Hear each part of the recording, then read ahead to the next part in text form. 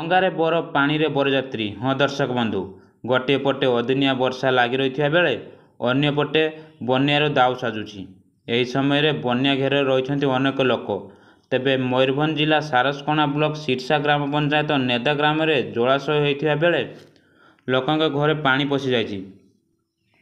ଫଳରେ ଲୋକଙ୍କୁ ନାହିଁ ନଥିବାର ଅସୁବିଧାର ସମ୍ମୁଖୀନ ହେବାକୁ ପଡ଼ିଛି। ଏହିଭଳି ସ୍ଥିତିରେ ବି ଲୋକମାନେ ନିଜ ଖୁସିକୁ କମ୍ କରିବାକୁ ଚାହୁଁନାହାନ୍ତି। ବନ୍ୟା ଘେରରେ ବି ଲୋକମାନେ ବିବାହ କରୁଥିବା ଦେଖିବାକୁ ମିଳିଛି। ଜଣେ ବର ବନ୍ୟା ପାଣିରେ ଡଙ୍ଗାରେ ବସି କନ୍ୟା ଘରକୁ ବର ବେଶ ସାଜି ବିବାହ କରିବାକୁ ଯାଉଥିବାକୁ ଦେଖିବାକୁ ମିଳିଛି। କିନ୍ତୁ ବରଯାତ୍ରୀ କୂଳରେ ଛିଡ଼ା ହୋଇ ବରକୁ ଅପେକ୍ଷା କରିଛନ୍ତି ବରଯାତ୍ରୀ ଯିବା ପାଇଁ। ଏହି ବର ଓ ବରଯାତ୍ରୀ ନେଦା ଗ୍ରାମରୁ ବାହାରିଛନ୍ତି ଝାଡ଼ଖଣ୍ଡ ଟାଟାନଗର ଯିବା ପାଇଁ। ଏହି ଦୃଶ୍ୟ ଏବେ ସୋସିଆଲ ମିଡ଼ିଆରେ ଭାଇରାଲ ହେବାରେ ଲାଗିଛି। ବନ୍ୟା ଯୋଗୁଁ କେତେକ ସ୍ଥାନରେ ଅଣ୍ଟାଏ ଲେଖା ପାଣି ଥିବା ବେଳେ ତ ଆଉ କେତେକ ସ୍ଥାନରେ ଆଣ୍ଠୁଏ ଲେଖା ପାଣି ଜମି ରହିଥିଲା।